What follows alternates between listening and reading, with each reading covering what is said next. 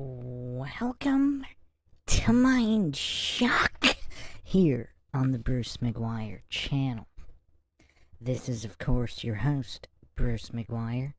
Today we are discussing what the most censored topic ever is. Is it really flat Earth? All this and more in typical MINDSHOCK fashion with logic and reason at the forefront. If you want to help support the channel, help logic and reason return to a world where it is quickly going extinct, with entire channels focused on logic and reason being taken down without any explanation whatsoever, you can donate to our PayPal. Just check the link in the description. Make sure you subscribe to this channel, the Bruce Maguire channel, for all your MINDSHOCK content moving forward. Like and share, Twitter, Facebook, Reddit, and Patreon. Patrons do get priority for case topic, logical analysis, co-podcaster requests. You can also be a guest in the podcast depending on your tier. Questions, comments, theories, thoughts, suggestions, rebuttals, debunkings of any kind, leave them in the comments section. Or if you are here with us live, just drop them in the live chat. I will try to get to each and every one. Alright, let's see who's here so far. I.B. McFly in the house. Runes Ticker in the house, saying science for scientism, emphasis on the tism. Dope Man, Aaron, Pinto Sack, Jess Palmer, Flat Earth Andy, all here tonight. Veritunt78. The most censored topic seems to be the most important lie. And that's an interesting point. If you mean the globe is the lie, so if the globe is the lie, is it the most important lie? And what some people are talking about, but I don't believe enough are, we talk about it here on MINDSHOCK, what truly is the most triggering, the most censored topic, and the most important? Is it flat Earth, or is it mud flood altered history, or is it both? Is it both? I think we went over what the most, we talked a little bit about which topic is more triggering. And I think I might have to lead Tartaria Mud Flood Altered History to be more triggering, just because there are even flat earthers who are triggered by that topic. And then furthermore, there are people who are open to discussing flat earth. There are globe earthers who are, and also fence sitters, obviously open to discussing the flat earth topic, even without getting triggered, that do get triggered by Tartaria Mud Flood Altered History. So, yeah, it's very, very curious. It's very curious. I think Mud Flood Tartaria Altered History might be more triggering than Flat Earth, but is it more censored than Flat Earth? I'm not sure about that. Flat Earth might be more censored. Now, here's another one. Which topic is more ridiculed? Because you have all these Flat Earth references in the mainstream. Like even politicians, like Obama saying we don't have time for a meeting of the Flat Earth Society, and all these other Flat Earth references in mainstream media, but there really aren't Mud Flood Tartaria references. I mean, there's Easter egg symbolism type references, but nothing blatant like with Flat Earth. So that's an interesting distinction as well. Aaron says, perhaps, but the mud flood stuff is obvious when you look at buildings in most cities. Well, it's not obvious to most people. I mean, I actually think it is more obvious because it's easier to see the manipulation of the history and what doesn't add up with the entire shape of the Earth, because the Earth is so big. That's a little bit more difficult because, I mean, in order to truly observe the Earth, I mean, you'd have to be quite a distance away from it. So, yeah, I mean, yeah, I think that's an important distinction as well, where the whole faked history thing, I mean, it's kind of obvious. Now, to what extent and exactly what, that's not obvious. But to all the goofs that are clinging desperately, like all the coincidence theorists that are clinging desperately to the mainstream narrative of history, the Wikipedia version, I mean, these clueless goofs, I mean, it's kind of hilarious because, I mean, it's kind of known the victors write the history books. Like, these same brain dead goofs that bootleg cluelessly are aware of the quote, the victors write the history books. Yet they still cling desperately. Where a lot of the goofs, a lot of like the globe earther goofs that don't understand the laws of physics, they don't really even understand either model. So that's almost a little bit more understandable. Whereas on the mud flood altered history side, I mean, I think that's a little bit more obvious and embarrassing for the people that are still clinging desperately to the mainstream narrative of history. Matari Sensei says, not as triggered as atheists are by the idea of God. Okay, oh we're going there. Are we going there? I mean, this is MINDSHOCK. We'll go anywhere. Okay, so that's interesting. That's another topic. So I have to get that episode of Evolution back up, where, yeah, a lot of goofs get triggered. Yeah, that's actually very interesting, because most of the clueless goofs getting triggered by evolution not being true, it seems like they're more against the idea of a god or an intelligent designer. Like, it's almost like they don't even care about which theory is true as long as it doesn't point to God or creator. That seems to be their issue. So, yeah, Thomas Morgan in here. Welcome, welcome. But yeah, that is interesting. What goofs get triggered by, I mean, I'll put this image back on the screen. We were going over this in the live stream last night, which is copyright. I mean, there's a lot of copyright issues now that this channel's kind of new. I don't have an established history of copyright disputes on this channel, so I think they're going to take a little bit longer to get some of those streams up that have copyright, but they should all be coming back at some point. I mean, even on the MINDSHOCK channel, there was always so many copyright issues. I mean, the YouTube system really has a lot of issues. So, in this image here, we discussed this last night. Is it really the idea themselves that are triggering, or is it simply the audacity of certain individuals to think for themselves? So, it's not the idea. It's the audacity to think outside of the propaganda or so-called established narratives. The audacity, the mental capacity. I mean, you could even just call it the sheer boldness of not going with the crowd off the cliff.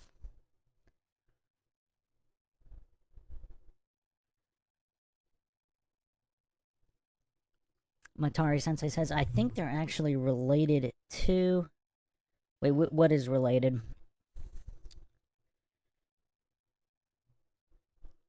Keep in mind, there's just a little bit of a delay with the stream in the chat, so just adding a little bit more specific points in the comments might be a little easier, especially if I don't get to them right away, and then we move on to one or two more topics, and then I see the comment, and then I'm not 100% sure what exactly is being referred to. Matari Sensei says, people always think flat earthers are religiously motivated. Well, that's also interesting phrasing, because a lot of people who believe in a creator don't believe in religions. So, yeah, a lot of false dichotomies and many assumptions and presuppositions being auto-spammed by the coincidence theorists.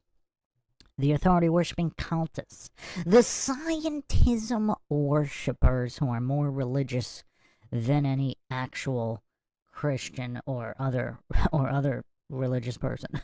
I mean, I don't know if there's anybody more religious than scientism cultists with their blind faith in corrupt and or fallible human authorities. I mean, who's more religious than they are?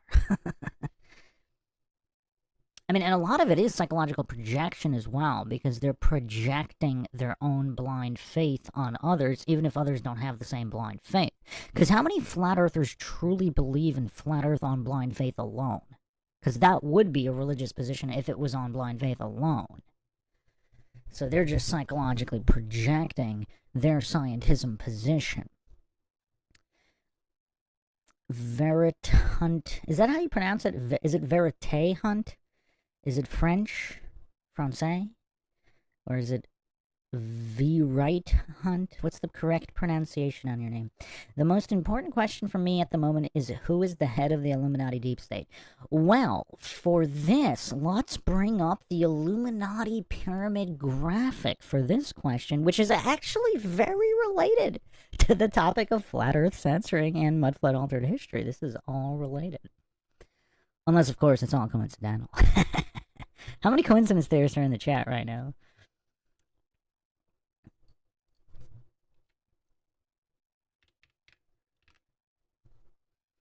So let's take a look. Oh wait, this is the wrong. Well, is it the wrong? Okay, I've gone over this one before. So at the bottom we have all the debt slaves. Then we have the religions, the governments, education, media. Then the corporations. And now here's where it gets interesting. So we have world financial control, central banks, etc. Then there are the think tanks. Trilateral Commission, Royal Institute of International Affairs, the Club of Rome, Council of Foreign Relations, UN, Bilderberg Group. There's also the Davos Group, I think, is in there, right? Then there are the powerful subfamilies. Then there's the Committee of 300, world's richest, most powerful subfamilies. Then there's the Crown Council of 13, the 13 bloodlines. Now, who is above the bloodlines? That's another interesting question, is it not?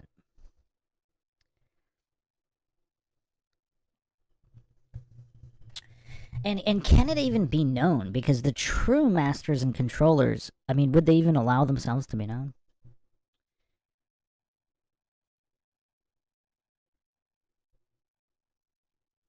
Thomas Morgan says, true believers know what God says about what he created, stationary firmament. Well, that is what the Bible says. You know what's kind of crazy? The goofs, like, let's not, for the purpose of this point, it doesn't matter whether the Bible is true or not, but there's actually goofs arguing what it says. I mean, clearly, it points to a flat-ish stationary earth, whether it's clay, like a seal, upturned edge. It's flat-ish. There's no sphere involved. It's flat-ish, non-moving, non-rotating, fixed, with a firmament, some kind of a barrier separating the waters above from below. I mean, this is all clearly stated, and there's actually goofs arguing this. Like, Soy Lodge actually disputes this. He disputes what the Bible says in not just clear English, but clear Hebrew, clear Aramaic. I mean, these terms are all empirically verifiable in all of these dictionaries. So unless all the dictionaries are wrong, which they might be, but that's not what Soy Lodge is arguing. So, okay. Let's see here.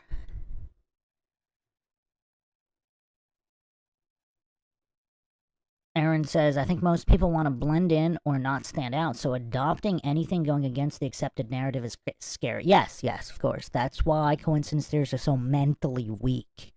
Because it does take strength to re-examine previous belief systems. That's the thing. Re-examining, even though it takes strength, that doesn't necessarily mean you need to discard it. But most goofs, like the coincidence theorists, the authority-worshipping cultist bootlickers, they're too mentally weak to even question the mainstream narratives, the establishment narratives on the idiot box and that are pushed in indoctrination facilities.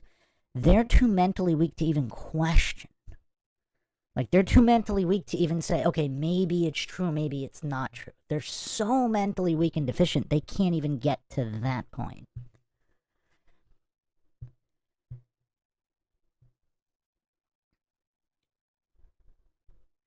Matari Sensei says, yeah, I was saying I think they're triggered by flat earthers because they always assume religious motivation. Yeah, I mean, that is an interesting point.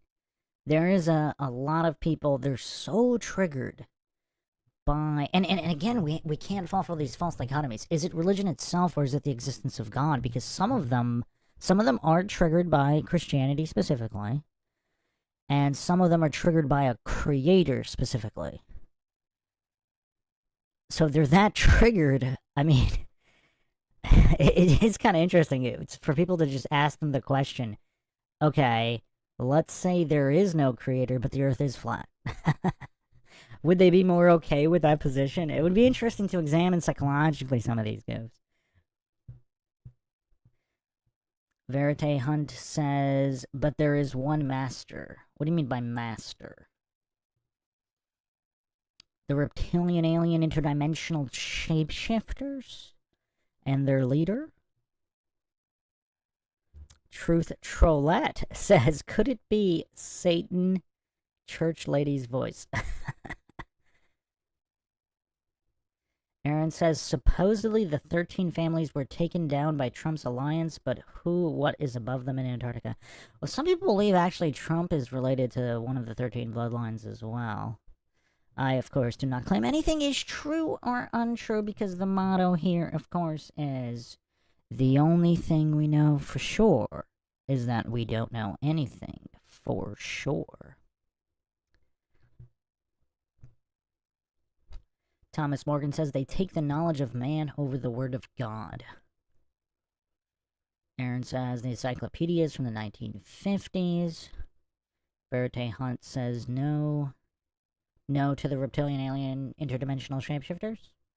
The Snake Brothers. By the way, does anybody have a copy? So I was going through all the files. Apparently, so out of 5,000 plus podcast episodes, I went through most of them. I have everything. Nothing's corrupted except one of the last streams, which was Austin Whitsitt versus so-called Professor Dave. So I don't have an uncorrupted copy of that. Hopefully somebody saved that. I put it in the community tab, so we'll see if anybody comes up with a copy of that. Thomas Morgan says, I believe it's the 7 wandering stars that have deceived mankind.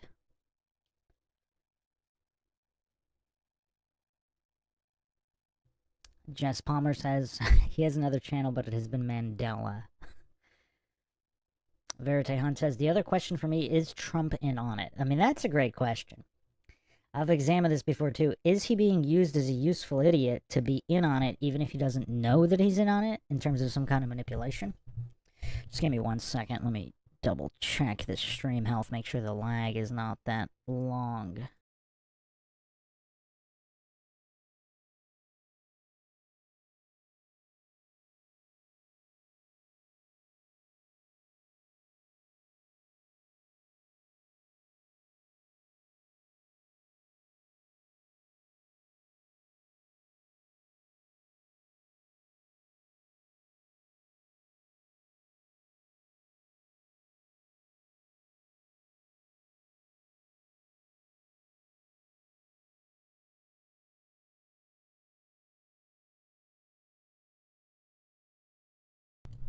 Okay, we should be good. Flatless in the house here. Pinto Sack says, my friend's marriage is still a little rocky because his wife is a hardcore flat earther and he refuses to come around. Oh, man. Truth Trollette says he has to be in on at least part of it as he doesn't have a wound 2 centimeters consistent with a balloon. Well, again, I mean, depending on what's going on with... If he's MK Ultra'd, I mean... What would that suggest? I mean, who here thinks most of these public figures are MK Ultra'd? Because if they're MK Ultra'd, because we can't assume they're not MK Ultra'd, would they be trusted if they weren't MK Ultra'd? So even the ones that are being used as useful idiots, they could still be MK Ultra'd. Thomas Morgan says, Christ said that would happen, that family would go against family over the truth. You talking about Matthew 10:34?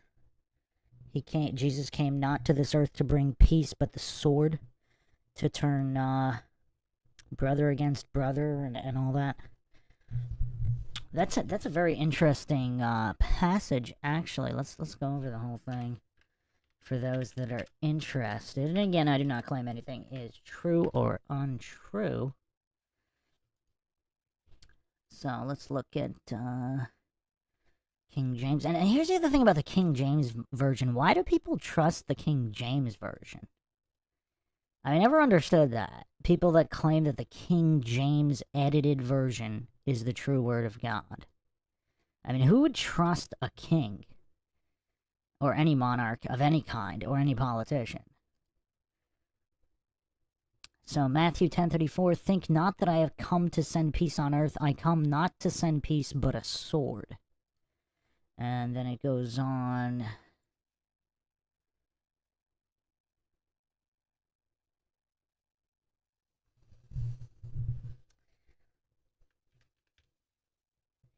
For I am come to set a man at variance against his father, and the daughter against her mother, and the daughter-in-law against her mother-in-law, and a man's foes shall be they of his own household.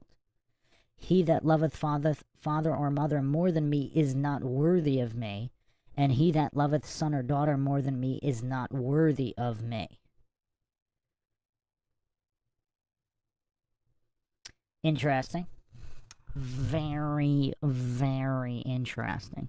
But again, I don't understand this trust for the King James Version and the lack of research into the Apocrypha, like the Book of Enoch and all these other Gospels that were removed because they had too much dangerous truth.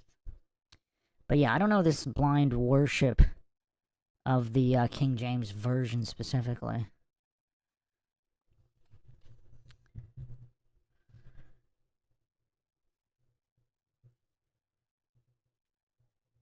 Thomas Morgan says the Book of Enoch says the same thing, that family would go against family. Flatless says Gospel of Matthew is pretty great. I'm partial to John, though. Who here has read the Gospel of Barnabas, which is not officially recognized, but that's an interesting one as well. Thomas Morgan says there is error in all Bibles. Truth Trillette says I don't understand it either, but they will fight. It is the only true version. Yeah, it's weird. That's a weird fight because that's basically putting blind faith in King James and those specific translators and editors, which are men. They're mortals and are motivated and have mortal motivations. So that it's just a weird position. I mean, there's people who will die on that hill that the King James Version is the Word of God. Pinto Sack says, I showed my wife some introductory flat earth stuff and she got freaked out and said she doesn't want to know the truth. At least that's an honest position, right? I mean, how many people have that? Because most people, I mean, that's interesting because she must have a pretty heightened intuition to at least consider that it might be the truth and get freaked out by it. Because most people would just immediately assume it's not true and laugh at it. So that's actually really interesting, Pinto Sack. Matari Sensei says, I need a wife like that.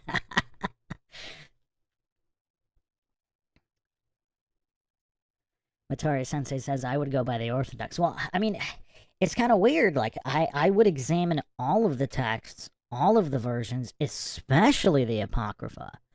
Because who's going to trust Nicaea? These mortal men at the Council of Nicaea deciding these things, and other translators and other monks translating various versions. Like it's kind of weird. These people that say they believe in God trusting the words and translations of men, of fallible and or corrupt men. It's weird. It's a weird position to have. I don't know. I think a lot of people can get triggered by that as well.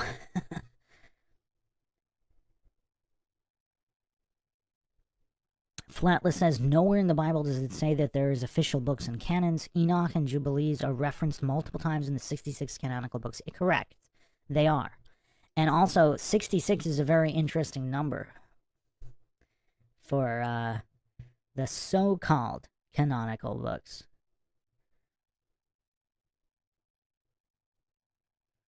Johnny Sizzlechest says, the condescending damage control and attack on Flat Earth is insane right now. Yeah, indeed. Pinto Sack says, yeah, the Challenger crew still being alive was her last straw. You know, what's kind of crazy? Last straws are funny. Like, for all the people, like, what was the straw that broke the camel's back between being a coincidence theorist and a conspiracy theorist? Because everybody's got a different line in the sand. Maybe a line in the sand is a better a better analogy here. What's everybody's line in the sand? I mean, 9/11's a pretty popular one. But yeah, that's that's interesting. I don't really see the Challenger crew being named that often as the line in the sand, but maybe a contributing factor. Johnny Sizzle Chest says, so much goofery, so little time. Ain't that the truth? I mean, the goofery is off the charts everywhere around us. Verite Hunt says, I don't know what is true regarding history. Justin Johnson in the house, the legend himself. Pinto Sack says, I wonder what the direct translation is for the flat earth references in the Bible. So I actually went over this. Was it the first Soy Lodge? I think I actually did it prior to that. So, because there's another word for sphere. And the circle of the earth translation, like just a few passages later, is a reference to a sphere or ball. So the circle of the earth passage is clearly not referring to a sphere. And nobody's talking about this. So Isaiah 40:22.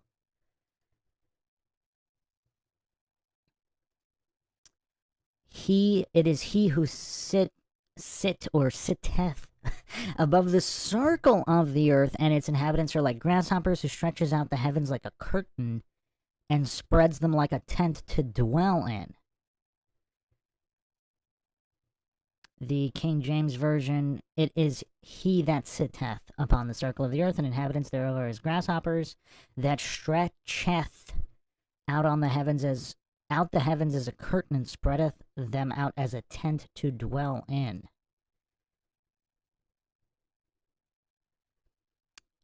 Isaiah 40:23, that bringeth the princes to nothing. He make the judges of the earth as vanity. Yeah, they shall not be planted. Yeah, they shall be sown. Yeah, their stock shall not take root in the earth. And he shall also blow them up, and they shall wither. And the whirlwind shall take them away as stubble. To whom then will ye liken me, or shall I be equal, saith the Holy One.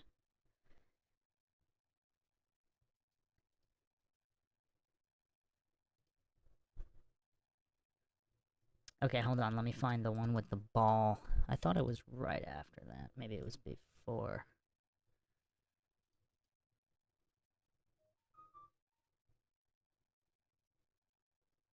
Just give me a second here.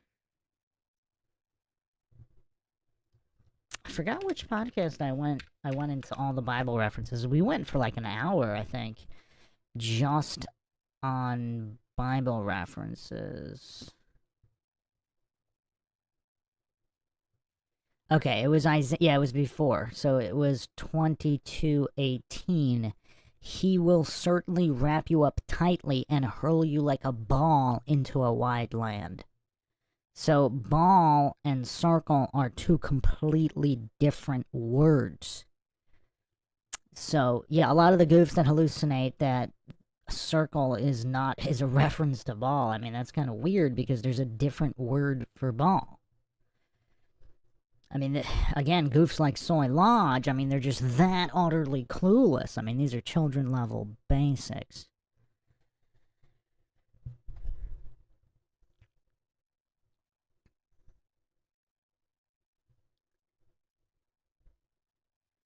Yeah, Matari Sensa says that's an issue with the Bible in its entirety. To be honest, who trusts the Council of Nicaea, or King James, or these monks that are allegedly translating these texts? Yes, absolutely. I mean, maybe I need to do a whole podcast on the Gospel of Barnabas. That's one of my favorites. It pretty much denounces all houses of worship, which is why they removed it, or claim that it is not canonical. That is a heretic text.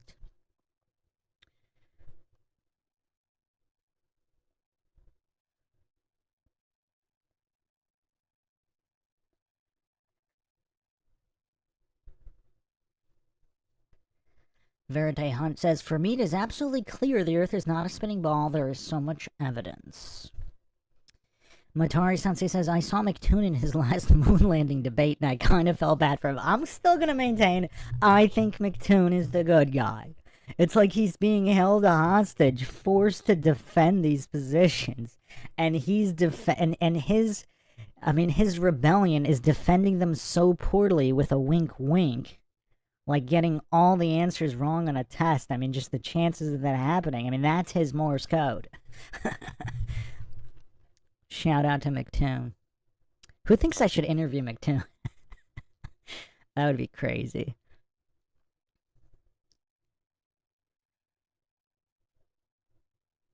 Pinto Sack says, for me, it was 9/11, World War II, and then the jab stuff. After that, I don't believe anything they say.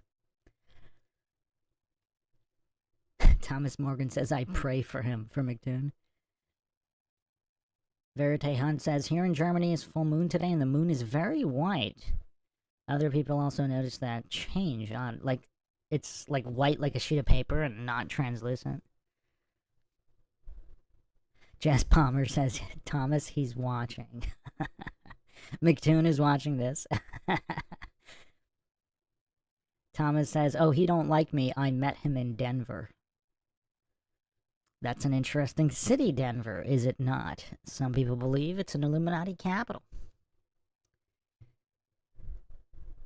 Justin Johnson says, the Owen Destiny debate over Kabbalah Trump was crazy, too. Kabbalah Trump? Kamala? Kabbalah? Kamala?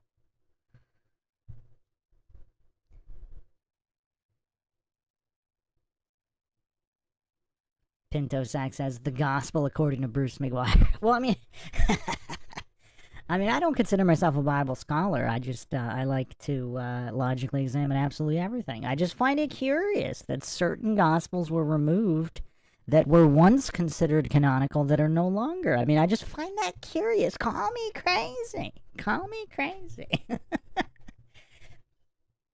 Matari Sensei says, I feel like that'd be a contentious interview. Jess Palmer says, do it. Justin Johnson says, Mick Cartoon. Elaine in the house here. Welcome, welcome. Everything we think we know is a lie. The Matrix was a documentary. You know what's kind of crazy? Did anybody think The Matrix was a documentary at the time it came out? Because I don't really remember even hardcore conspiracy theorists making that claim. It definitely took a number of years, and now, I mean, I would refer to it as a documentary as well. Thomas Morgan says, the soul lure system got them.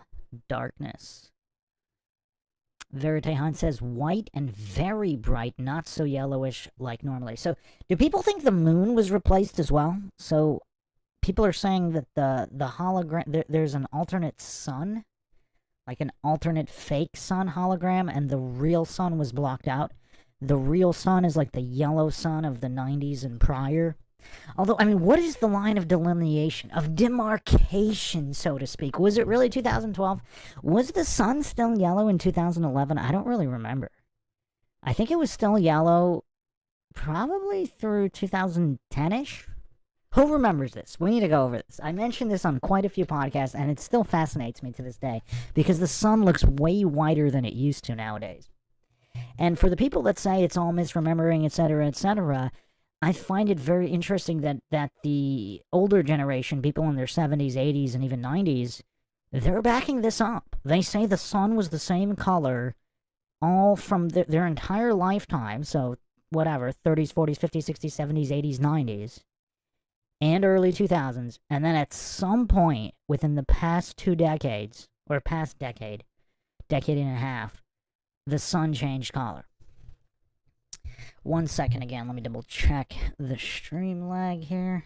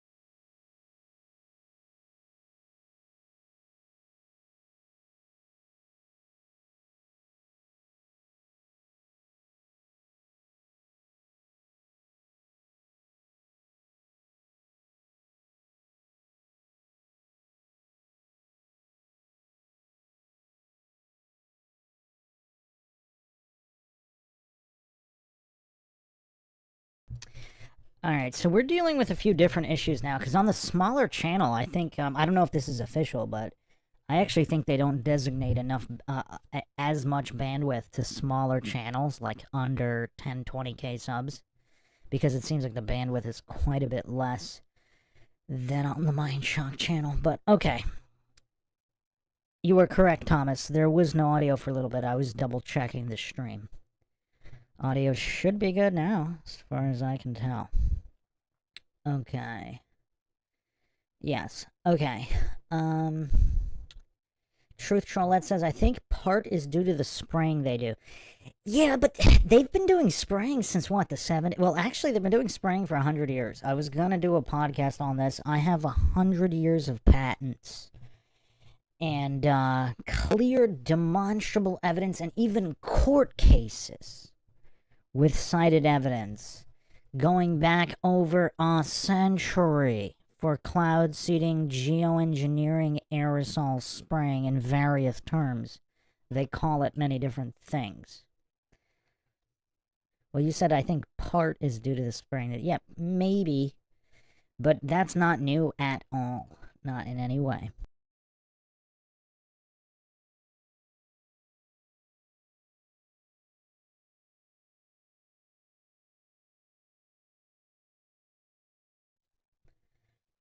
Wiscomando, interesting name in the chat here. Hey Bruce, would love to see you do an analysis between Jack Mallers and Peter Schiff about Bitcoin versus gold. Okay.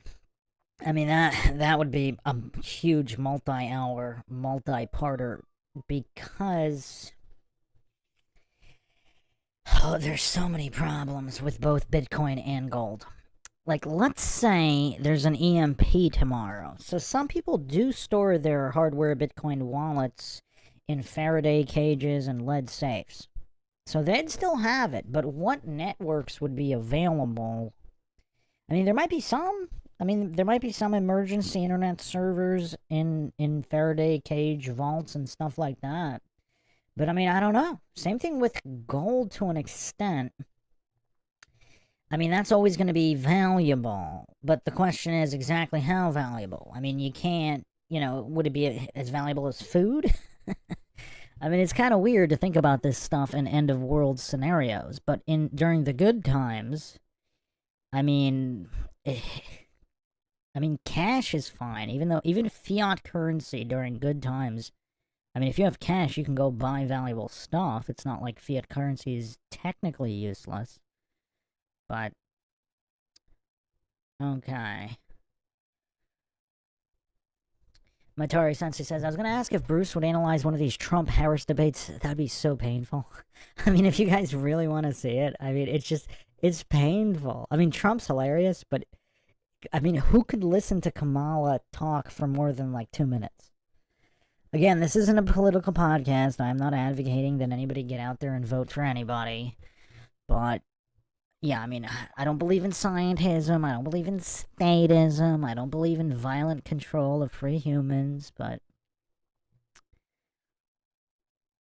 Pinto Sack asks, is Soy Lodge's true crime content any good? What do we think? Well, I have a guess. I don't know, I haven't watched it. I mean, he's so cringe, I mean, it's kind of hard to watch. I mean, the soy's just oozing through all of his pores.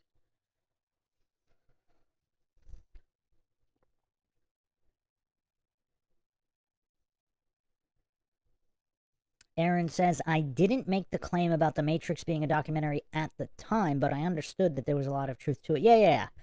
Oh, yeah, definitely. Me too. But I wonder the exact moment people started calling it an official documentary. I think, I don't know. This is probably a number of years after. It's probably, I guess, maybe it was after the third one was made. What does everybody think of the fourth one? Man, what a train wreck. Did we ever discuss that on MINDSHOCK? Did we ever discuss that? Alright, one more. Let me double check the stream again. The bandwidth is not good here.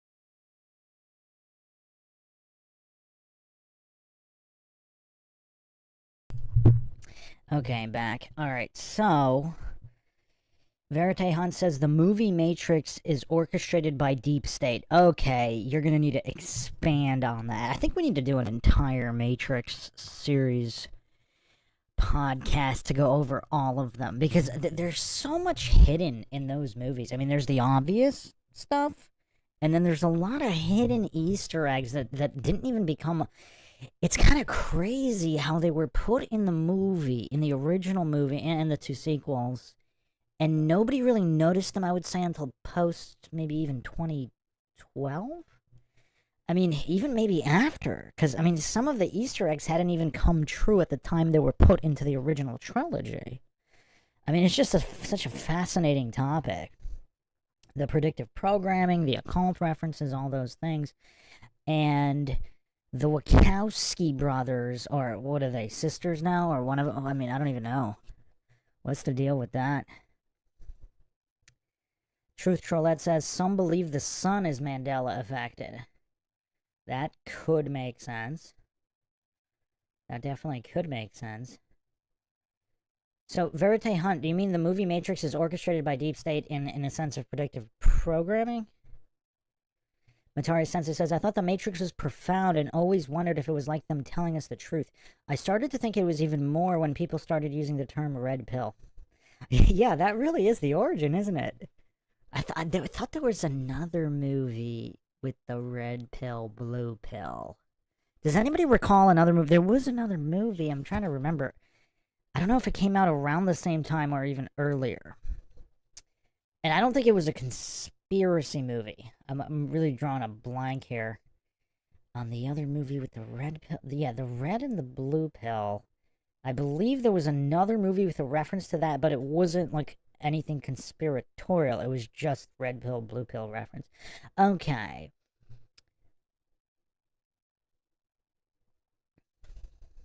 Flatless says, I think it definitely looks whiter now, but I think it is because of all the chemtrails geoengineering.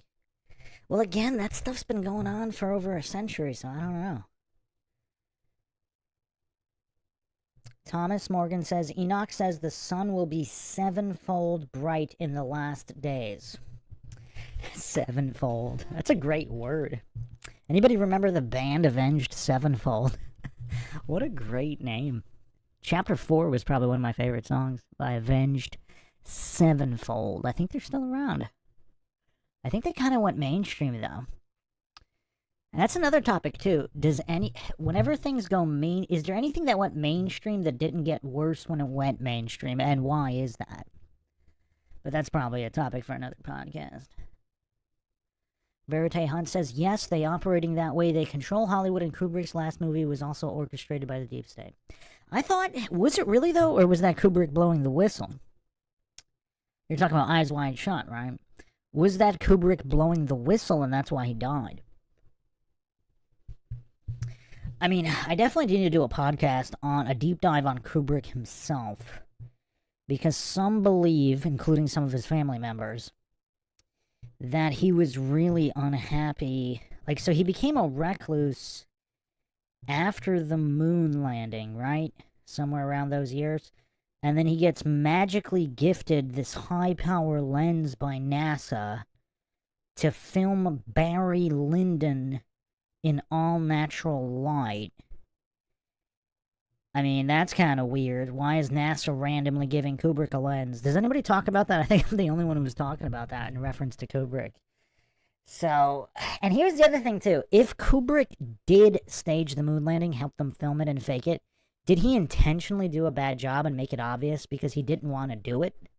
And they threatened him or his family or whatever? So that was him kind of blowing the whistle on himself. And he was forward-thinking enough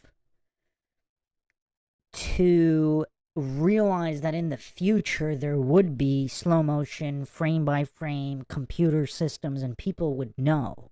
Even though at the time of the alleged live broadcast from the moon, people were just watching on these crappy cathode ray tube TVs, and he was forward-thinking and intelligent enough to know that it would look okay on that on a fuzzy TV, but also know that once it was enhanced at some point in the future, it would be painfully obvious it was very fake. And then he becomes a recluse. And then he makes Eyes Wide Shut. I mean, come on. That's kind of crazy. Yeah, and we've never even seen Kubrick's original cut of Eyes Wide Shut. So that's another interesting point. I went over some of that on, was it the Lily Sobieski podcast? I gotta get a lot of these episodes back up. Aaron says, for me, The Matrix had a comparable effect on me as The Exorcist, in that even though I was not a true Christian at the time, I felt the truth and refused to watch it again. Yeah, The Exorcist has a very weird vibe. People don't talk about that either. There are certain movies that have these weird vibes. Now, I was a huge horror movie fan, so I've seen literally hundreds of them. There's probably single digits ones that have just this weird, unnatural vibe. And The Exorcist definitely had that.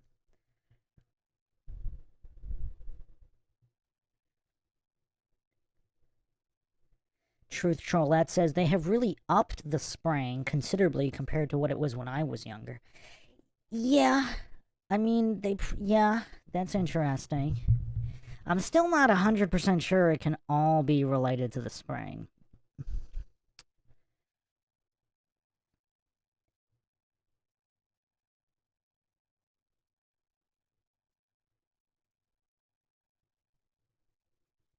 Jess Palmer says, I didn't waste the time on the last movie. You mean the last Matrix? So, okay, real quick for the background. So, supposedly, the studio wanted to make this just really big, awesome Matrix movie, big cash in, whatever. And they were going to do it with or without the Wachowskis. And again, what is the deal with the Wachowskis just going trans or whatever? Because they did that did they do that right after the first movie or the second movie or whatever? Because back at that time, it wasn't that fashionable, was it? Not like now. Like now, nobody would bat an eye. But back then, I mean, I don't know. It's kind of weird. Kind of weird. So, the third movie, Matrix Resurrections, which again, interesting name, is it not? And so, well, actually, wait a second. So, was it only... Okay, I'm looking at it right now. Apparently, Lana Wachowski was the only one involved in it? Huh. So, Lana Wachowski, born Larry Wachowski, or Wachowski, however they pronounce it. Huh. And then Lily Wachowski, born Andy Wachowski. So, technically, they're sisters now. Okay, that's interesting. Well, also what's interesting is the Saturn Awards. So who's familiar with the Saturn Awards? The Matrix actually won the Saturn Award for Best Director.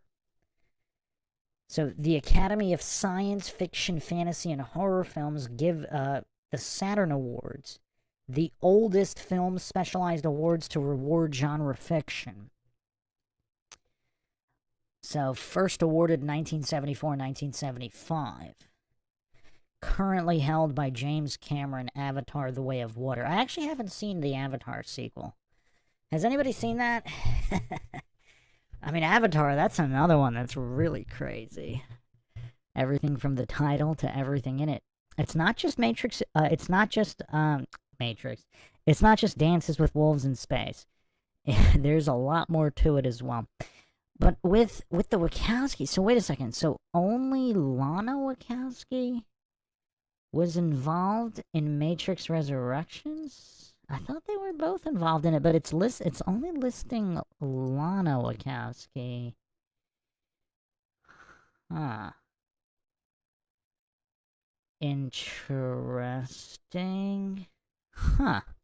I did not know that. That's an interesting wrinkle here in this Matrix saga.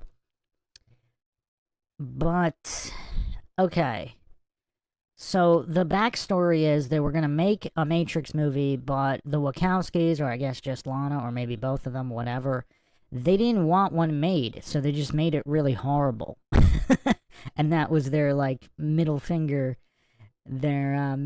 salute to the studio for even daring to make another Matrix movie, because they considered the trilogy complete, which is an interesting power move. I'm not sure how often that had been done in Hollywood. I mean, that's kind of the backstory. Again, I don't know exactly how true that is, but those were the rumblings in Hollywood at the time.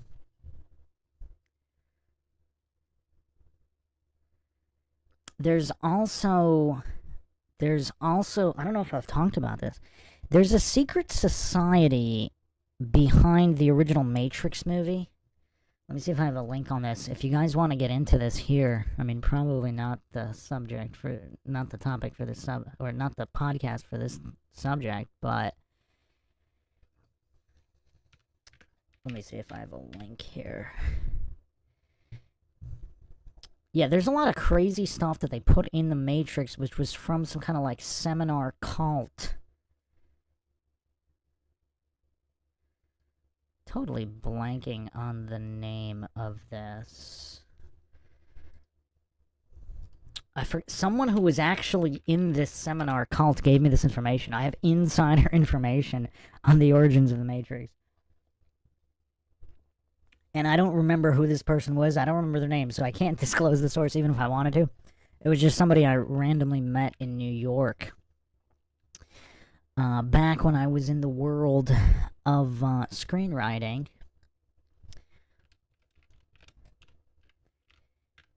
They had been in this...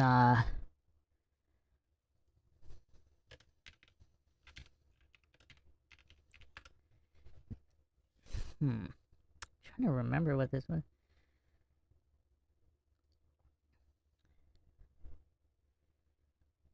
So, was this...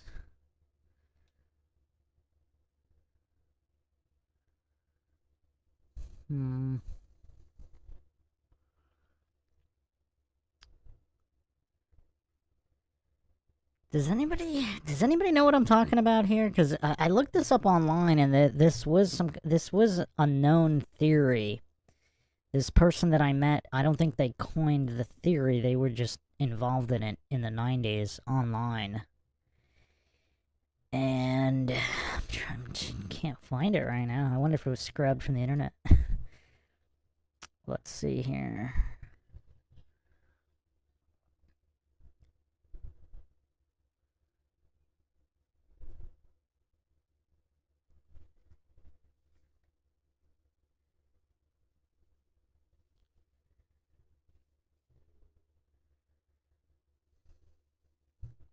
Verite Hunt says, the guy that made The Sixth Sense is also part of Deep State and all his movies. You're talking about M. Night Shyamalan?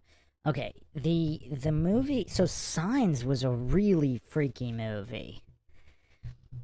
I mean, everything from the religious references... I mean, that was just such a bonkers movie. That movie had a weird vibe, too. Not exactly like The Exorcist, but it did have a weird vibe. I haven't seen any of M. Night's recent movies. Anybody seen them? Are they any good?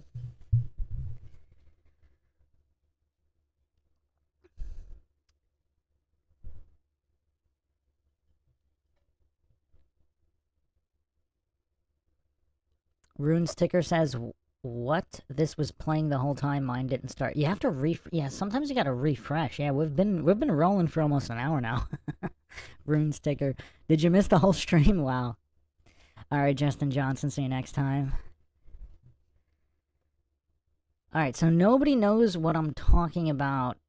Hello, Miranda. Nobody knows what I'm talking about in terms of what the Matrix was based off of, because the Wachowski didn't make up anything. Street Carp in the chat. Haven't seen you in quite a bit. Wow. Where have you been?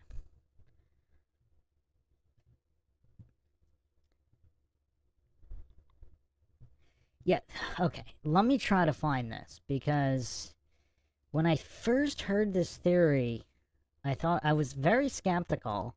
Then I went online, and there's all these old websites from the 90s that actually back this up. Okay. I'm trying to...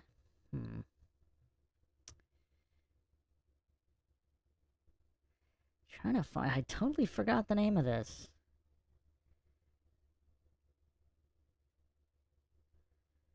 Okay, apparently there's quite a few inspirations. Okay. The Neuromancer series. No, there was one particular...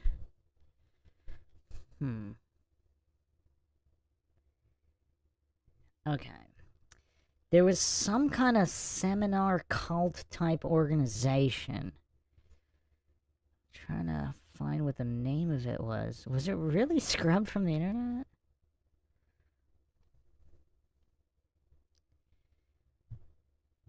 Some people say, who's read Grant Morrison's comic book series, The Invisibles? I have not. But some people think it was direct plagiarization.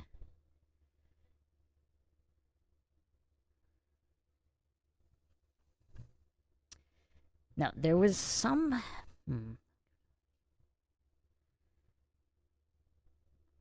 There's also Kevin Kelly's Out of Control,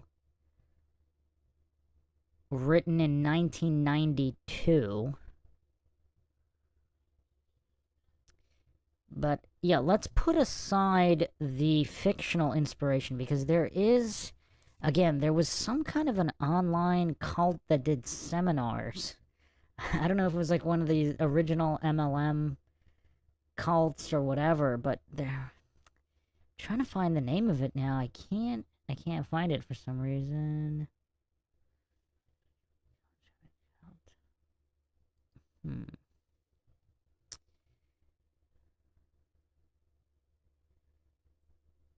So nobody in the chat knows what I'm talking about here?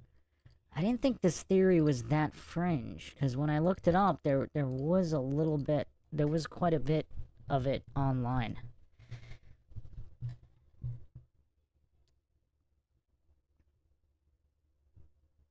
RuneSticker says, hey, screw PayPal. If you want donations, you should have a crypto wallet. Crypto's another can of worms, my friend. Another can of worms.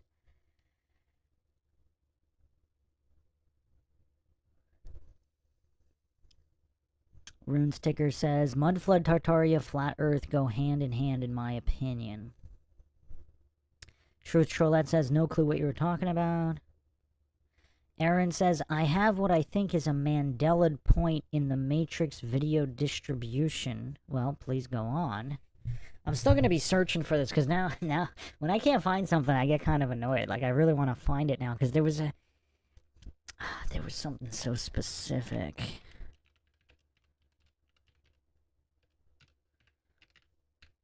It was some kind of online seminar cult, and the Matrix basically was completely based on all of the teachings of that cult. In terms of, like, holographic reality and all that fun stuff. And I think even the concept of the one, I don't know if the concept was that anybody could be the one or something like that, but I really can't find it now.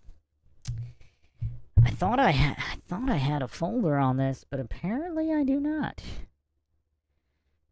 Give me 1 second. I'm gonna double check the stream lag again, and then I'm gonna try to find this. I'll be silent for about a minute.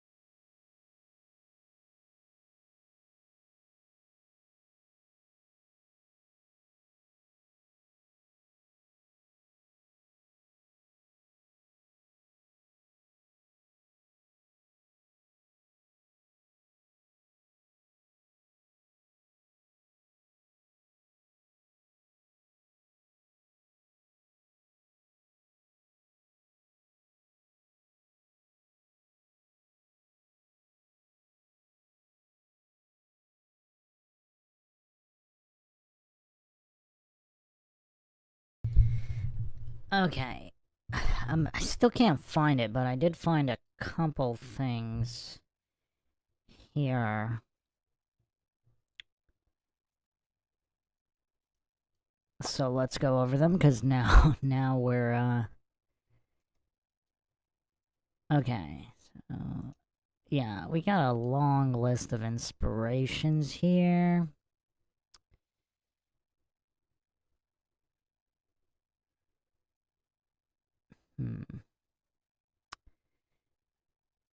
Okay. Yeah, this is going to be a little bit of a deep dive. I didn't really want to go with this deep here, but this is MINDSHOCK. We get off track sometimes, but it could possibly be related to Flat Earth triggering. Alright, let me catch up with the comments, and then I'll go over what I found. So, Thomas Morgan says, I believe we are in Armageddon. NASA SpaceX is at the front of fighting the war in heaven. Aaron says, I remember that at the very end of the film, after the credits, a male voice said, you can't get out unless you know the codes. I think it was a reference to the US codes. I did get out. Care to expand on that even further? So, Aaron, I don't know if I remember that, but I do remember something being said at the end. I don't remember what it was. Are you talking about in the... so this was... You're talking about your copy? Was it a VHS? Because I remember the original VHS. I think in the movie theater version, in the theater, I think there was something after the credits, but I don't think it's there in the... anything released... I don't remember if it was on VHS or DVD. I don't remember it there. I think in the cinemas they might have had something, but I don't remember what it was.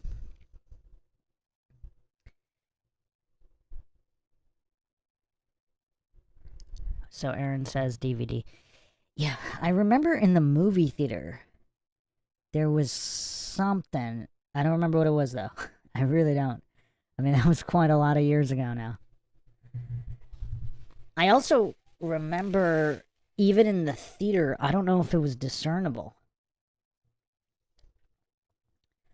Yeah, I'm not sure how clear it was. Possibly on purpose.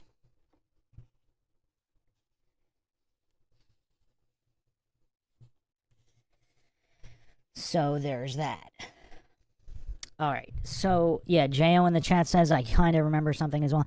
Yeah, and I remember it absolutely nothing being in the home video versions, because I was looking for it. And people, I actually also kind of remember people were talking about it, and different people had different theories on what it was. Because I think it was indiscernible on purpose.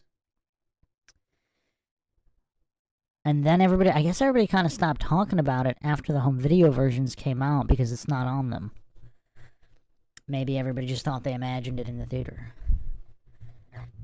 Aaron says, my copy was very clear. So your so it was on your DVD, so you remember that watching your DVD for the first time. Then after a certain point, you go back to the DVD, and it's not there. Because I remember something indiscernible being in the theatrical release, and I don't believe I ever remember. I've seen the movies quite a few times on the home video release, only once in theaters, but I didn't watch the last one in theaters, if it was even released in theaters. Okay, so here's what I found so far on the origin of the Matrix movie. So there's quite a few here.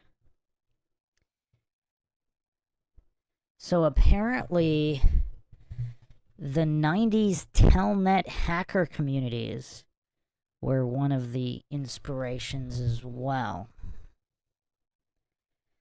George Orwell's 1984, Jules Verne's 20,000 Leagues Under the Sea, William Gibson's Neuromancer, and Aldous Huxley's The Doors of Perception. I remember that one. The film employs Alice in Wonderland explicitly to help set the plot in motion with the White Rabbit.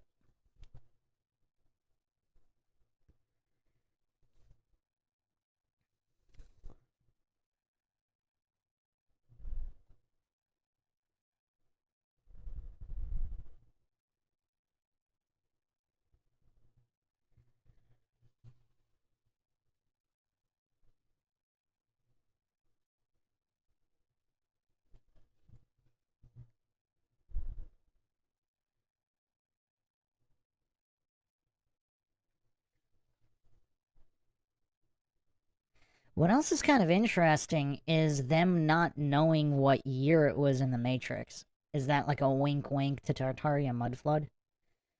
Because Morpheus thought that the current year was 2199.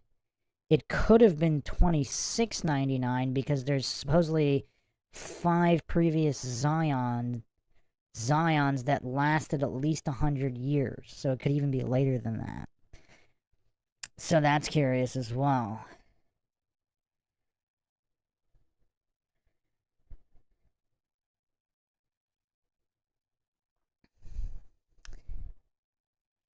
What's also curious is deja vu inside the Matrix happens when the code of the Matrix is altered. A black cat repeating its exact previous movement. So is that also a wink to the Mandela effect? So there's also the author E.M. Forster, author of A Passage to India. He wrote a sci-fi short story, The Machine Stops, published 1909. You know another weird thing that nobody talks about? How did all these authors over 100 years ago have these sci-fi ideas? Like, where did these ideas come from? See, if Tartaria was real and there was all this antiquitech, it kind of makes sense how they could have been envisioning some of this tech. Because even if the antiquitech was nowhere near as advanced as what they were writing about, it's at least it's some kind of reference point. Because if it was really just wagons and horses, how did they get these reference points to even come up with some of these sci-fi ideas? Because you can't pull something out of nothing. Nobody really talks about that. But some of these early sci-fi writers, I mean, they seem to have been in some kind of club with some kind of a knowledge. Oh, okay. Erin says, I know it was on the DVD because my friend watching it with me and I looked at each other. Okay, yeah, I'm not even sure if I had the DVD. I think I had the VHS originally. Yeah, I don't remember having the DVD. Okay. Erin says, maybe Morpheus was taking into account the lost time, the Dark Ages that was inserted into our timelines. Truth Trollette says, did they have knowledge of it and the way to slowly spoon feed us with it, they wrote sci-fi. Thomas Morgan says, I don't believe the prophets wore sandals, put it that way. Yeah. I mean, there's so much unknown, but the mainstream narrative just simply doesn't add up. I think that much is clear for anybody with a working brain. Now, what the truth actually is, that's a separate conversation, but I think anybody can tell that the mainstream narrative doesn't add up. But The Machine Stops, published 1909 by E.M. Forster, is quite interesting. Here's a synopsis. The story, set in a post-apocalyptic world where humanity lives underground and relies on a giant machine to provide their needs, predicted new technologies such as instant messaging and the internet. So this little short story published in 1909. It describes a world in which most of the human population has lost the ability to live on the surface of the earth.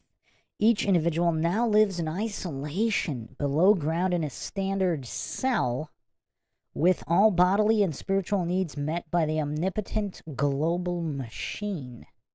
Communication is made via a kind of instant messaging video conferencing machine with people, which people conduct their only activity, the sharing of ideas and what passes for knowledge. Kind of like social media. Okay, so Kuno confides to his mother Vashti that he has visited the surface of the earth without permission, and he saw other humans living outside the world of the machine. However, the machine recaptured him, and he has been threatened with homelessness, which is expulsion from the underground environment and presumed death. Okay, that's pretty interesting. So, can this also relate to Flat Earth? Because if Antarctica is this circle encircling this pond, if there's land outside of the pond, other continents, etc., is that the so-called other surface of the earth where humans are living in an, or maybe non-humans are living non-enslaved, or maybe also enslaved but in a different fashion?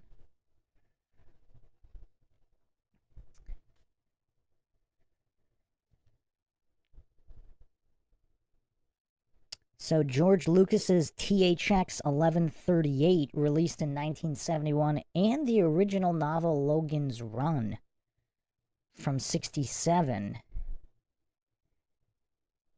written by William F. Nolan and George Clayton Johnson, are both reported to have significant similarities to the story. That's very interesting. I wonder if there's relation to this Nolan family to Christopher Nolan.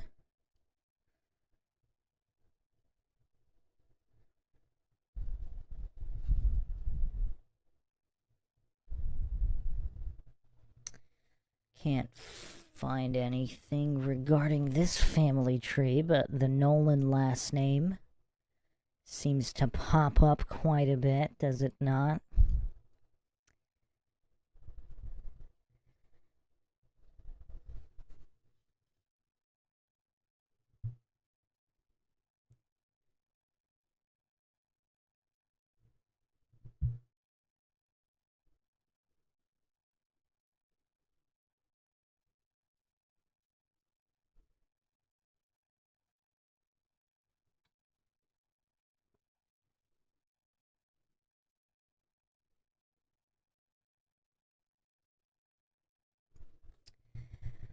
So David Mitchell, who wrote the novel Cloud Atlas, which was adapted by the Wachowskis in 2012, David Mitchell actually cited The Machine Stops by E.M. Forster as his inspiration for Cloud Atlas. So that's kind of interesting. I haven't seen Cloud Atlas. The Wachowskis actually did make a couple movies. It's not just The Matrix.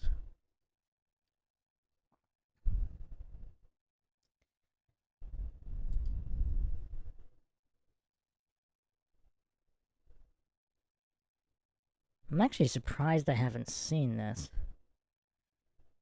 Spanning hundreds of years. Seems to be the kind of movie I would watch. I totally don't even remember this movie coming out. Cloud Atlas. 2012. Interesting. Interesting year of release as well. Okay. So, let's continue here. There's also...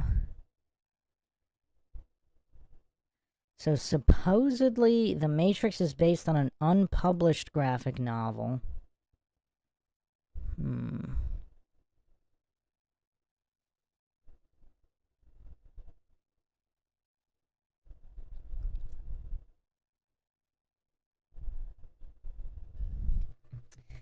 Do androids dream of electric sheep? A Philip K. Dick book. 1968 sci-fi. Okay. It was the basis for Blade Runner. Interesting.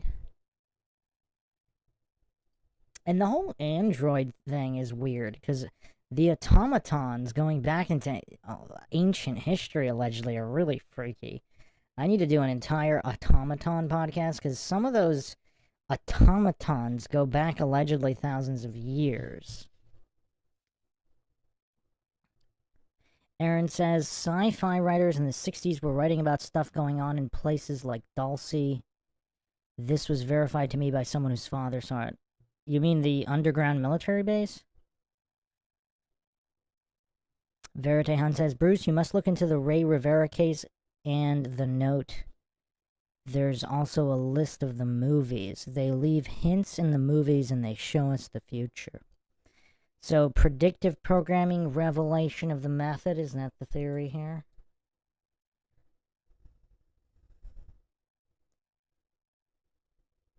I don't even remember the Ray Rivera case. The Baltimore case? I don't think so. I don't think I remember this, so...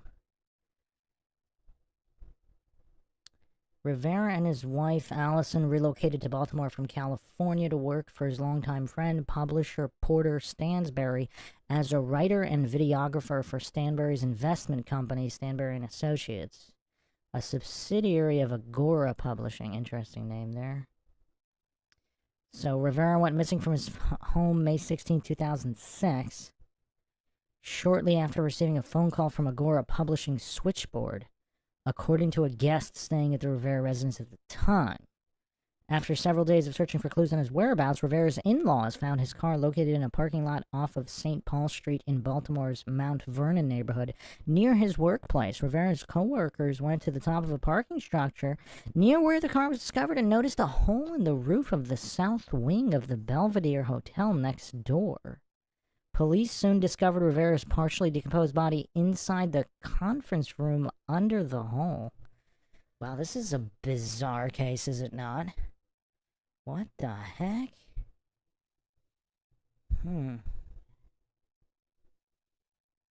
So, after searching the house for evidence, Rivera's wife found a note behind his computer. The confusing note included the names of prominent figures in Hollywood, movie titles, Freemasonry quotations, and additional ramblings. The FBI analyzed the note and ruled it not to be suicidal in nature. Well, that's usually the opposite of what they do when they're covering something up. That's interesting. The Baltimore Police Department would soon step back from their investigation into the case after ruling Rivera's death as a probable suicide. Interesting. So the FBI ruled the note not to be suicidal, but the Baltimore PD ruled it a probable suicide, even though there's some physics. So apparently interesting. Huh.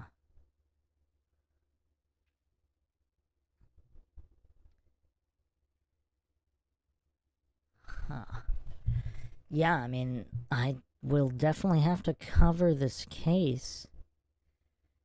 Very weird. Huh.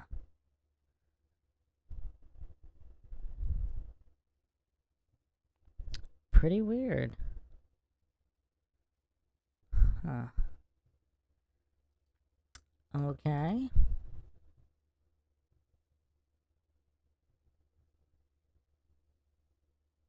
Sarah Catherine, hello.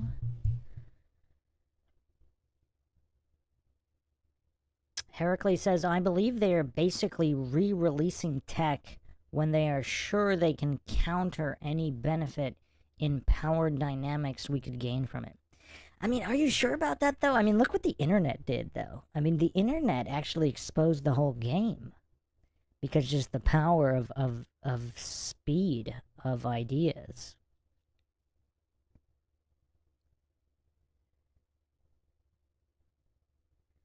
So is there a copy of this note? Let me see.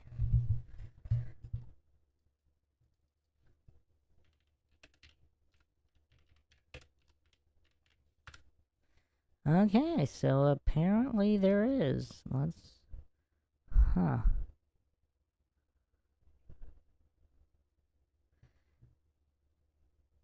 So some believe the note is some kind of tone map for a screenplay.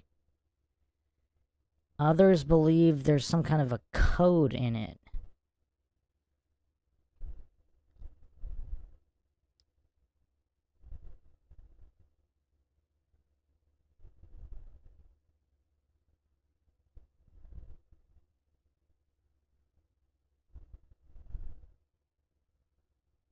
So some people are actually tying in the deaths of many figures in Hollywood to this particular case as well.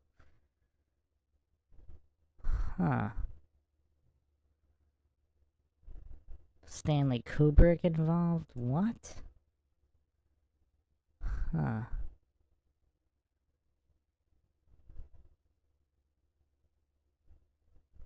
Others believe it was some kind of game that he was playing, some kind of Illuminati game, and he hid the note, and the note was part of a game. Yeah, no, I mean, this needs some kind of deep dive. I mean, this is going to take quite some time to go over, so I'm not going to do it right now.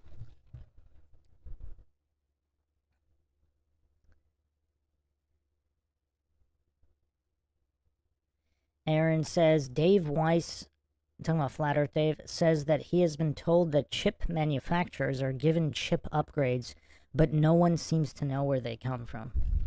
You know what else is interesting? So, in the computer world, I mean, there is a map, and they publish them, like the timeline and map of chip upgrades. Just getting smaller and faster and using less power consumption. They usually all go behind schedule, but if you ever look at them, they're timeline projections of chips. And they've had those for decades now. I mean, they're linked through Wiki. I mean, they're not hidden or anything.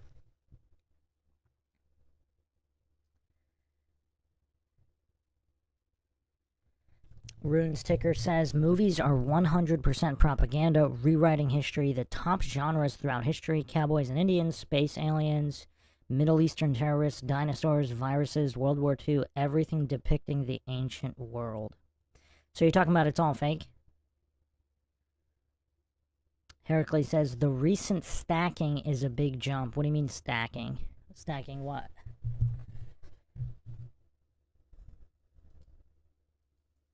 But let me continue with the inspirations here for the Matrix. I still haven't found exactly what I was looking for. But, okay. So there's also Simulacron 3, which was a 1964 sci-fi novel. A virtual city for marketing research. The computer-generated city simulation. It's kind of interesting how all of this was going. They're writing this in the 60s and earlier. I mean, it's so crazy. Just, where do they get these ideas of computer simulations in the 50s, 60s, and earlier?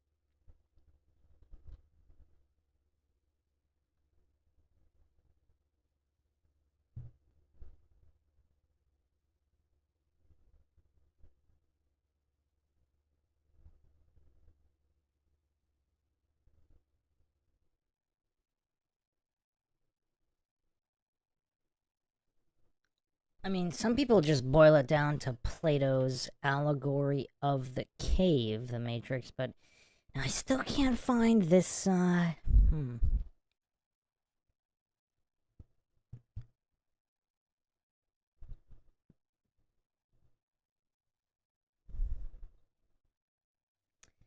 this is weird. It's like it got scrubbed from the internet, and it wouldn't be the first thing that did.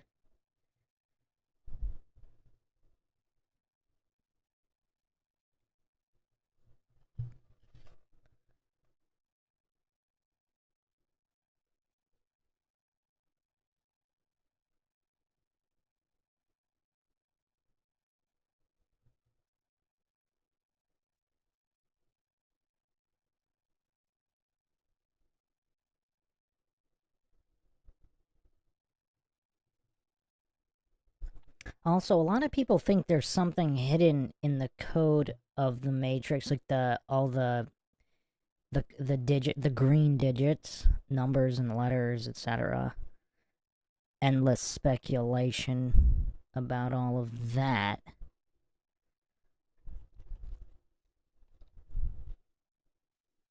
Some people also think there's literally hidden messages overlaid on the frames of the movie.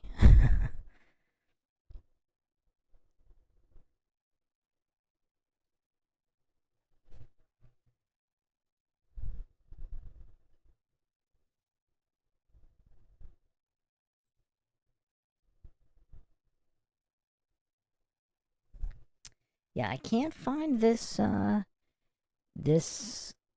seminar cult or whatever you want to call it. This online seminar cult that the Matrix is based on, but it was heavily based on it from what I read.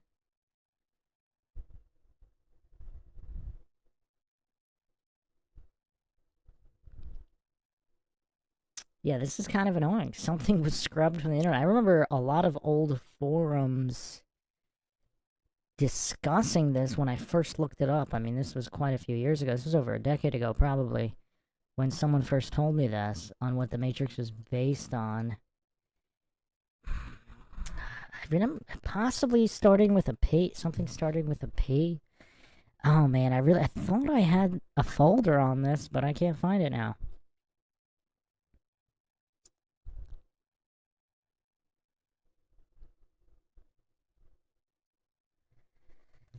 Heracles says they are beginning to stack chips on top of each other and they act as one. Matari Sensei says, I believe the machine elves are real. I think that's why they call them machine elves. Okay, Heracles says, instead of just dual or quad core. Yeah, I mean, they've had multi-core. Oh, you're talking about not just cores, but entire chips stacked? Because I think they've had like 100-core processors for a while.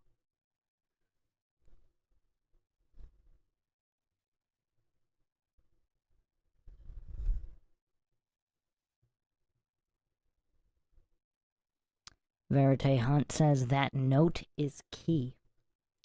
Okay, well now I'm kind of... Oh man, I can't believe I can't find the name of this. I remember when I first looked it up, I think I had the name, and then I forgot the name, and when I was researching it, I just looked up Matrix based off of... Like, what the Matrix is based off of. I think it might have even been on the official Matrix Wikipedia page at one point, no longer on there now.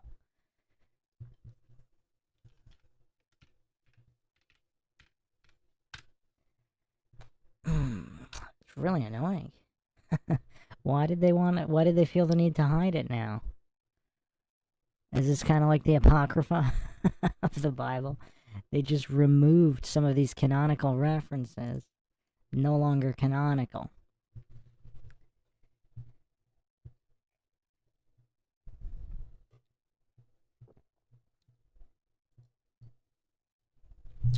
So the Wachowskis actually supposedly worked on the original script of Assassins with Sylvester Stallone and Antonio Banderas. 1994. They presented that script to Warner Brothers at that time. Interesting. There was also Bound and The Matrix in that contract. I haven't seen Bound. 1996 American neo-noir written and directed by the Wachowskis. Their feature film directorial debut starring Jennifer Tilly, Gina Gershon, and Joe Pantoliano. Whatever happened to Gina Gershon? She used to be everywhere at one point. She's 62 now. Crazy. Alright, so...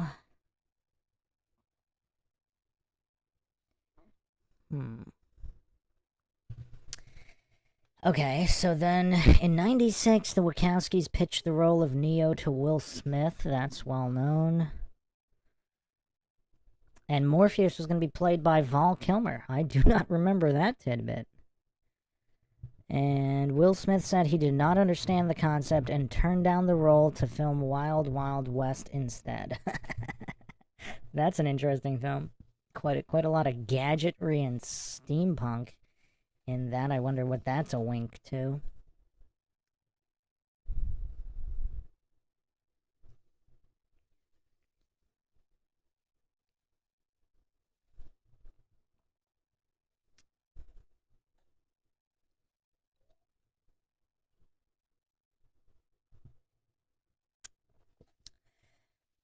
So the cast were required to read French philosopher Jean Baudrillard's Simulacra and Simulation.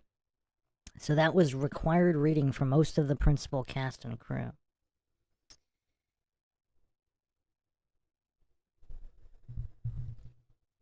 And they had Kiana read that, as well as Kevin Kelly's Out of Control, The New Biology of Machines, Social Systems, and the Economic World, 1992.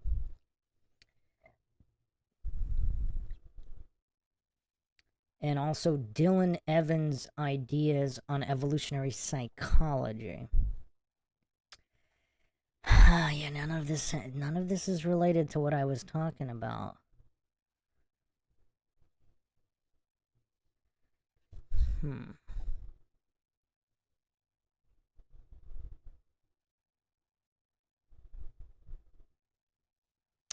Man, this is annoying. There was some kind of online seminar cult that was the basis of all of this. This is so annoying. I'm surprised nobody's heard of this. I didn't think it was that fringe. Uh,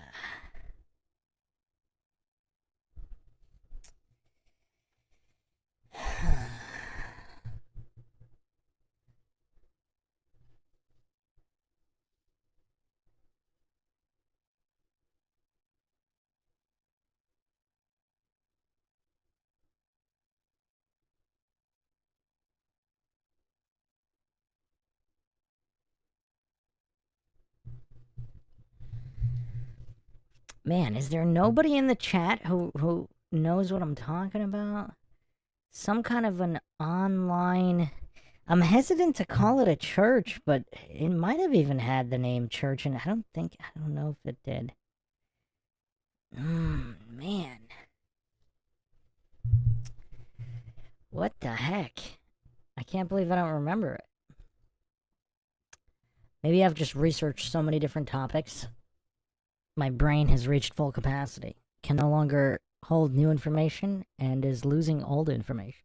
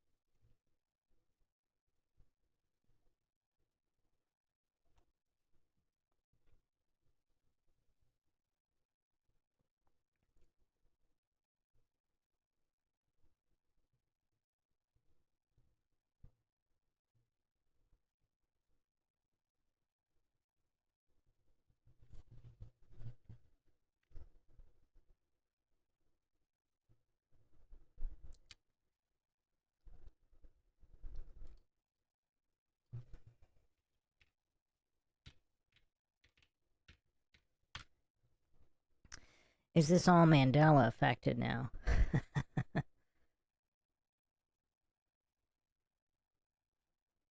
Hmm.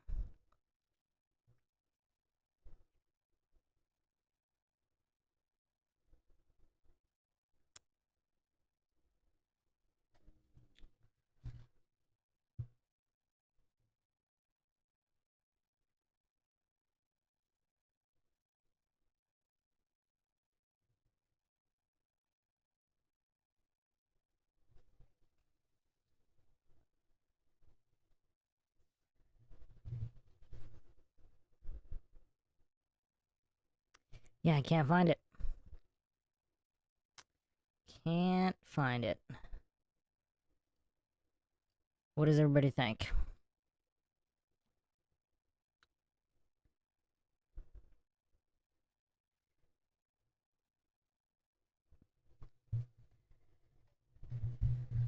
Verite Hunt says more colleagues from Agora died. Yeah, there's a long list.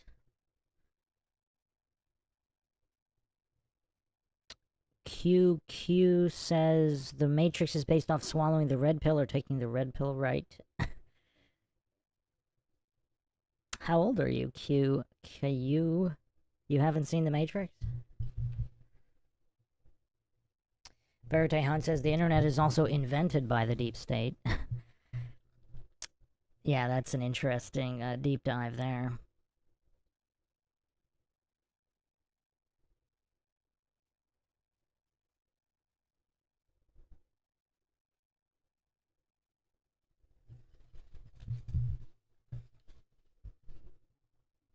Matari Sensei says the cult of Saturn. No.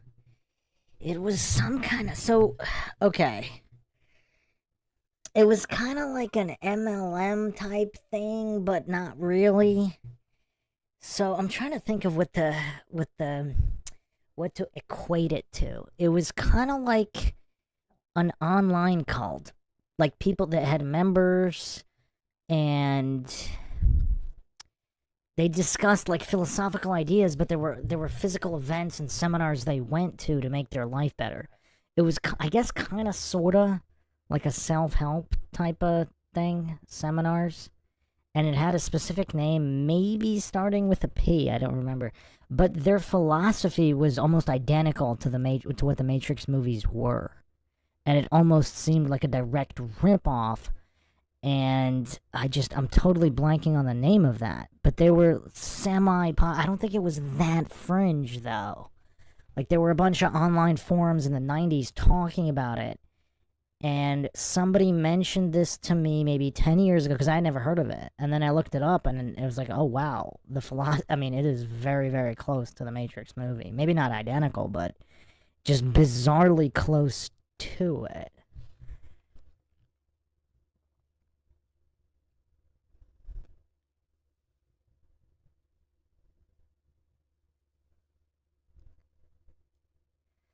Caillou says, my science teacher from years ago said the Matrix was based off a book called Taking the Red Pill. Supposedly, no. Taking the Red Pill, the official origin is the movie The Matrix.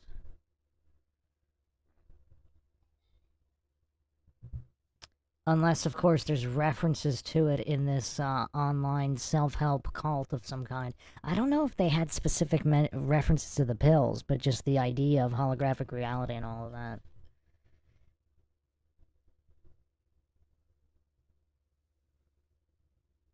Truth Trollette says they wiped it.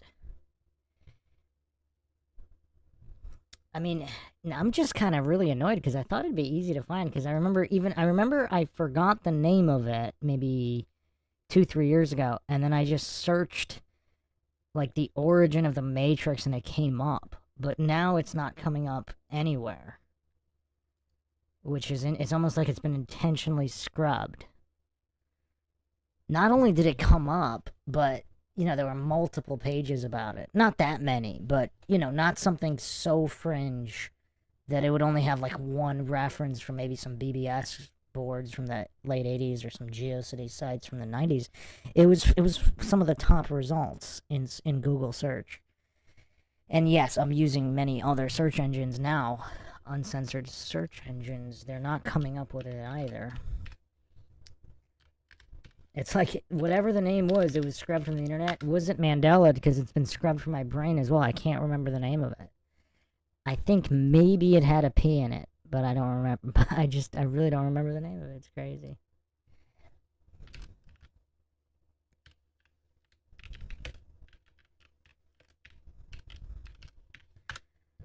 Oh man, now I gotta dedicate a lot of time to figuring out what this was. I was gonna do a podcast on this topic, actually, on the inspiration for the Matrix.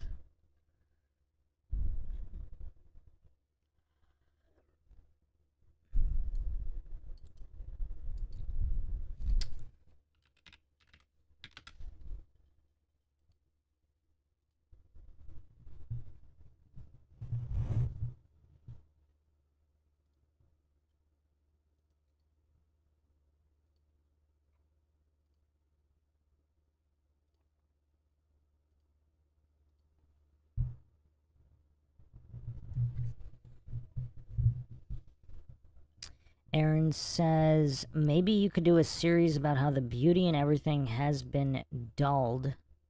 This is true not just in architecture, but in art, music, tech, and even deeply in my own field of software engineering and computer science. I talked about I did a few podcasts on this topic. Is everything on the decline? I don't know if I went into specific beauty, but the decline of everything in general. It's like everything is becoming soulless and uninspired and just money grabs and grifts, as opposed to genuine human endeavors of spirit and soul.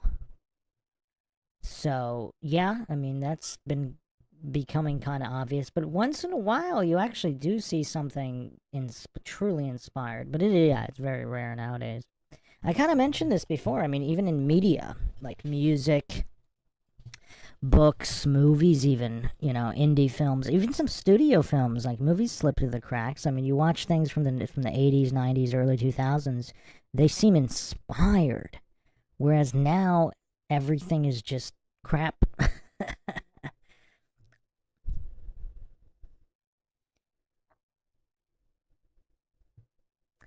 Verite Hunt says, I believe people like Gates and Musk are just strawmen. The elites have all the innovations in their pockets and releasing them according to their agenda. Verite Hunt says, could be they control Google. Yeah. Verite Hunt says, yes, they are obsessed with numbers. Esoteric Researcher 666 says, did like 500k, then got shadow banned. Heracles says, I heard of that art movement called Dado. It aimed to make art the opposite of beauty. Yeah, that's messed up.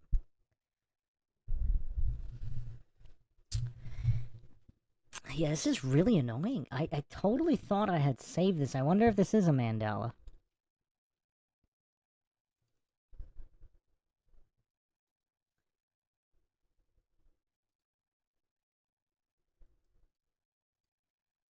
Hmm. I totally thought I had this saved somewhere.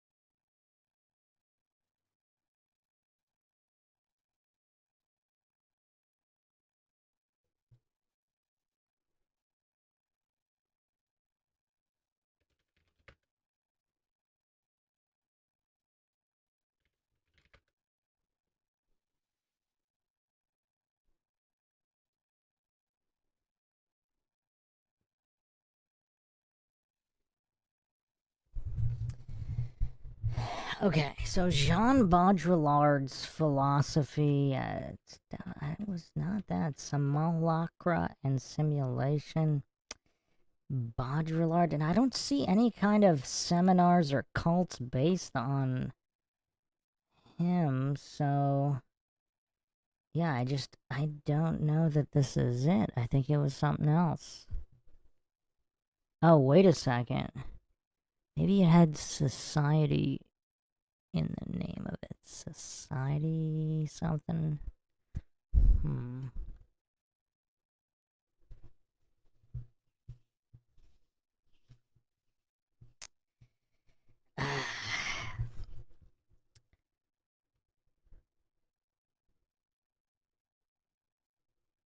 Maybe they called them workshops or something. Something society, something workshops. But I don't see that in connection with Baudrillard. I don't think it was Baudrillard. I think it was something else. Hmm.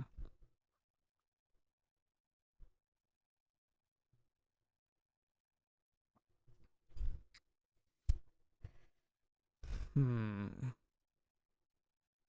Man, hopefully somebody listens to this podcast and can figure out what the name of this online seminar group cult whatever it was called. It was a cult.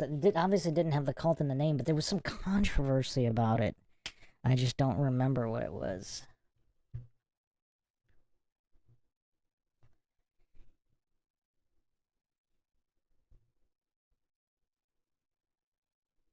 Wait, Merman, what are you talking about, Merman 84? Any context at all would help. This isn't a movie that I'm talking about. There was some kind of an online, well, not just online, they met up and had seminars based on some kind of philosophy, and it was kind of like a cult. And The Matrix is based on it, but they covered up that it was based on that because it was kind of plagiarism. And it was a whole controversy. I don't think it was that fringe of a theory, but somebody who was in this so called cult told me about it. So it was like an underground cult in at least New York, and this person that told me about it in New York, it had a specific name. Maybe the word P was in it, maybe society, I don't remember. I don't think it was this Baudrillard guy. Yeah, it was something else. And when I looked it up, there were old forums referencing all of this. Now it's all been scrubbed from the internet. Can't find any of it.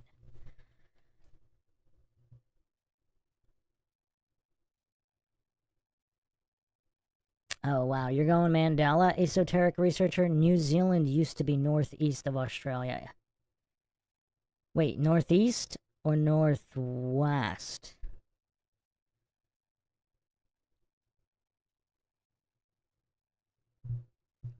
Verite Han says, from my understanding, they seem to run out of time because they're pushing the agenda so desperate forward. Oh, yeah. Esoteric researcher says Baja California's shape drastically changed to long and skinny all the way into middle Mexico. Italy used to be the boot shaped, Sicily was smaller. California in ancient maps was an island, Aaron says. Okay, yeah, so man, I just can't remember this seminar self-help philosophy type group. I think it had a large contingent, semi-large contingent in New York, but it was underground. They didn't have like commercials on TV or anything. Yeah, kind of like an internet group, but they had in-person seminars as well. And their philosophy was supposedly almost identical to the Matrix. I mean, some differences, but just very close. Like simulated reality, all these ideas, and they were around for years before the Matrix came out. And I think they kind of disappeared around the time the Matrix came out. And then this person that was part of these groups, I think they might have had like pricey seminars too. Uh, not like millions, but maybe like thousands, which was a lot in the 90s, factor in inflation. And south to west, guys, is flat earth what finally caused MINDSHOCK to get canceled? I don't know. Although again, if anybody has an uncorrupted file of Austin Whitsitt versus so-called Professor Dave, that appears to be the only video I don't have out of all 5,000 plus on MINDSHOCK. My redundancy backups are corrupted, so I do not have that file. That was one of the last streams. And it is interesting that it got corrupted and that the channel did go down shortly after that video, as well as me starting to plug debates with no fallacies allowed. I mean, the timing is a little suspicious, I will admit that. However, just because so many other innocuous and normie channels also went down at the same time, I don't know. So, anyway, I mean, let's do the final points here. Is it the most censored topic?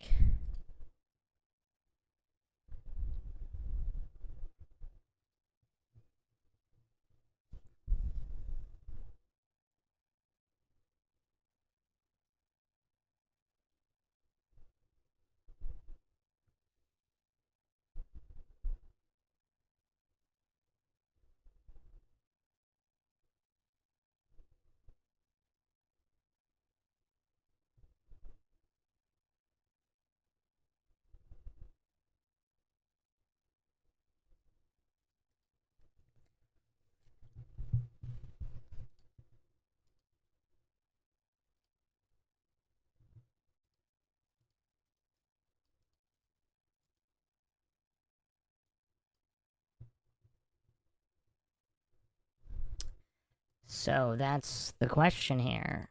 I mean, it's not like 100% censored. I mean, there is flat Earth stuff.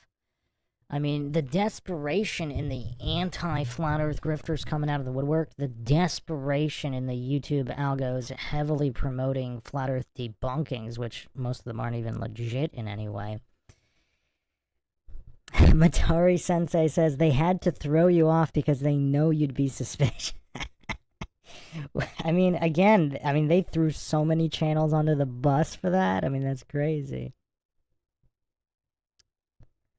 That's crazy. Esoteric Researcher 666 says, I joined their seminar. Heracles says, maybe World War II. Yeah, I would say a lot of aspects of World War II are definitely more heavily censored than Flat Earth. That is true. Matari Sensei says the other channels were collateral damage. That's a lot of collateral damage. I mean, there were so many like wholesome channels, normie channels, just totally no violations of any kind that went down, including channels with no video or content on them at all. I mean, they threw some. I don't have a number, but just looking at Google product forums of how many people were complaining the last month of just random channels getting taken down for no reason, it was crazy. Verite Hunt says, I think that Professor Dave guy had something to do with MINDSHOCK takedown. He seems to be artificially propped up by the YouTube algo, so yeah. I mean, other anti-Flat Earth grifters, their channels are too small, but Professor Dave, there's something weird going on with his channel.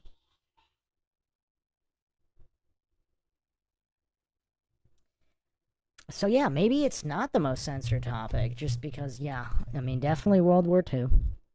I mean, you have entire leagues set up to shutting down any kind of inquiry.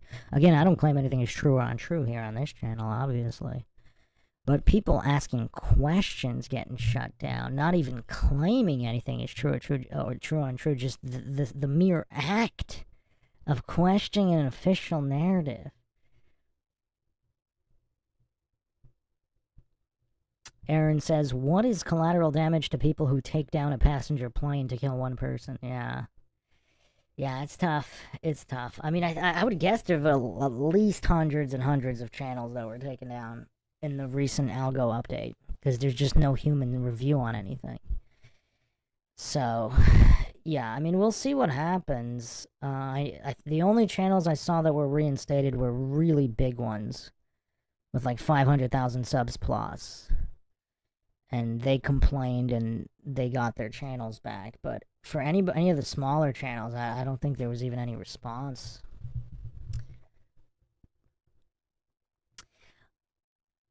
Alright, let's do a poll here to close this out, because maybe Flat Earth is not the most censored topic.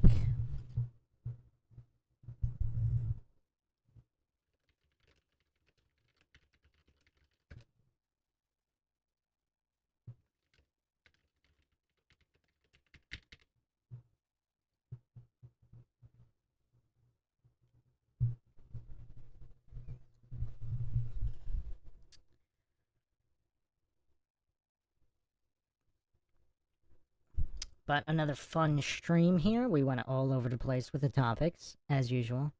I will have to do a dedicated Matrix series podcast, because that is a fascinating movie series.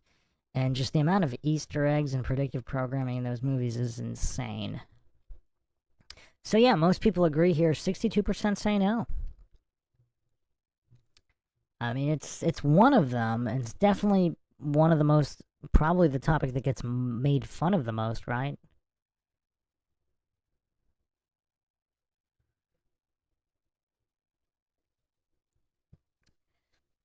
Because I think people make fun of flat earthers way more than mud flood altered history people. I think, although they might get triggered more by mud flood altered history. I mean, it's quite fascinating. It's quite fascinating dissecting the psychologies of coincidence theorists, authority worshipping cultists, scientism cultists, etc. So, okay, so we have here Flat Earth more censored topic. 25% say yes, 58% say no, 17% too triggered to answer.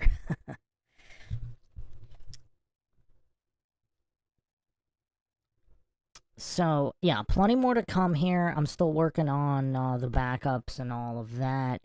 And again, if anybody does happen to have saved the Austin Whitsitt versus so-called Professor Dave Part 1 of the MINDSHOCK analysis, please let me know. That appears to be the only corrupted file I have. And I have all the other 5,000 plus. From what I've gone through, everything seems fine with those. So, thanks again, everybody, for joining us on another edition of the MINDSHOCK podcast. Welcome, Carlos Sanchez. Haven't seen you in a bit. Yeah, if you just got here, we were just discussing supposedly certain questions about WW2 appear to me more censored than Flat Earth. But thanks again, everybody, for joining us. Plenty more to come on this specific channel. Make sure you're subscribed. If you're not getting updates, just join Patreon. Even in the free tier, you will get updates through there. Those updates seem to actually work, unlike YouTube's. If you want to help support the MINDSHOCK channel, you can do it through our PayPal. Just check the link in the description. Could also be support us through Patreon, various tiers there. Patrons do get priority on case topological analysis, co-podcast, or requests. You could also be a guest in the podcast depending on your tier. Questions, comments, theories, not suggestions, rebuttals, debunkings of any kind. Leave them in the comment section. This is Bruce Maguire signing off. Catch you guys next time.